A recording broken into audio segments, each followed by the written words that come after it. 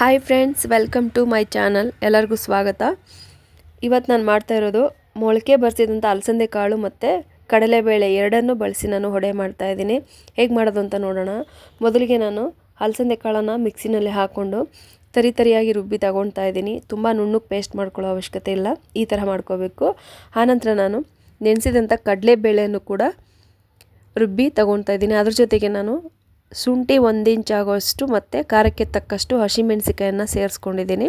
ಇದನ್ನು ಕೂಡ ತರಿಯಾಗಿ ರುಬ್ಬಿ ತಗೊಳ್ತಾ ಇದ್ದೀನಿ. ಎಲ್ಲವನ್ನು ಹೀಗೆ ಪೇಸ್ಟ್ ಮಾಡಿ ಮಿಕ್ಸ್ ಮಾಡಿ ತಗೊಂಡಾಗಿದ ನಂತರ ನಾನು 2 ಈರುಳ್ಳಿಯನ್ನು ಸಣ್ಣದಾಗಿ ಹೆಚ್ಚಿ ಹಾಕ್ಕೊಳ್ತಾ ಇದ್ದೀನಿ. 2 ಈರುಳ್ಳಿ ತೊಗೊಂಡಿದ್ದೀನಿ ಇಷ್ಟು ಪೇಸ್ಟಿಗೆ. ನಂತರ ಸ್ವಲ್ಪ ಕೊತ್ತಂಬರಿ ಸೊಪ್ಪು, ಸಬ್ಬಕ್ಕಿ ಸೊಪ್ಪು ಎರಡನ್ನೂ ಕೂಡ ಚೆನ್ನಾಗಿ ತೊಳೆದು ಸಣ್ಣದಾಗಿ ಕಟ್ ಮಾಡಿ ಹಾಕೋತಾ ಇದ್ದೀನಿ. ನಂತರ ನಾನು ಇದಕ್ಕೆ ರುಚಿಗೆ ತಕ್ಕಷ್ಟು ಉಪ್ಪನ್ನು ಹಾಕಿ ಚೆನ್ನಾಗಿ ಮಿಕ್ಸ್ ಮಾಡ್ಕೋತಾ ಇದ್ದೀನಿ. ಚೆನ್ನಾಗಿ ಮಿಕ್ಸ್ ಮಾಡ್ಕೋಬೇಕು.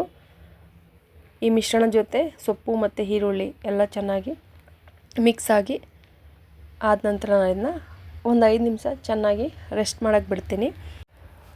ಈ ಕಡೆ ಸ್ಟವ್ ಆನ್ ಮಾಡಿ ಬಾಣಲಿನ ಬಿಸಿಗಿಟ್ಕೋತಾ ಇದ್ದೀನಿ. ಬಾಣಲಿ ಬಿಸಿಗಿಟ್ಟಾದಮೇಲೆ ವಡೆ ಕರಿಯೋದಕ್ಕೆ ಎಷ್ಟು ಎಣ್ಣೆ ಬೇಕೋ ಅಷ್ಟನ್ನು ಬಾಣಲಿಗೆ ಹಾಕ್ತಾಯಿದ್ದೀನಿ. ಎಣ್ಣೆ ಸ್ವಲ್ಪ ಬಿಸಿ ಆಗಬೇಕು. ಕಮ್ಮಿ ಉರಿಲಿ ಇಟ್ಕೊಂಡು ಚೆನ್ನಾಗಿ ಎಣ್ಣೆ ಬಿಸಿ ಆಗೋ ಥರ ನೋಡ್ಕೋಬೇಕು.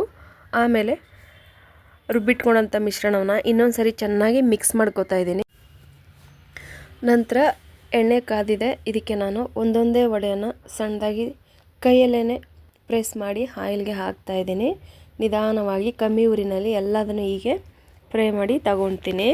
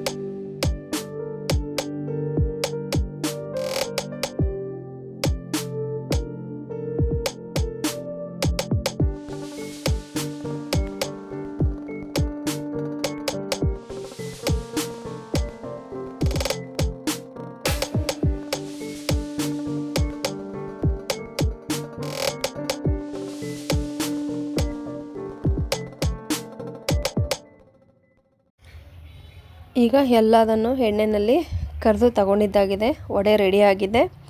ಇನ್ನೊಂದು ಸೈಡಲ್ಲಿ ನಾನು ಬಿಸಿ ಟೀ ಮಾಡೋದಕ್ಕೆ ಇಟ್ಟಿದ್ದೀನಿ. ಟೀ ರೆಡಿ ಆಗ್ತಾಯಿದೆ. ಈ ಕಡೆ ವಡೆನೂ ರೆಡಿಯಾಗಿದೆ. ಇನ್ನೇನಿದ್ರು ಮಳೆ ಎಂಜಾಯ್ ಮಾಡ್ತಾ ಟೀ ಮತ್ತು ವಡೆ ಸವಿಯೋದಷ್ಟೇ ಬಾಕಿ. ಹೇಗಿತ್ತು ಅಂತ ಕಮೆಂಟ್ಸ್ ಮಾಡಿ, ಲೈಕ್ ಮಾಡಿ, ಶೇರ್ ಮಾಡಿ, ನನ್ನ ಚಾನಲನ್ನು ಸಬ್ಸ್ಕ್ರೈಬ್ ಮಾಡಿ. Thank you for watching.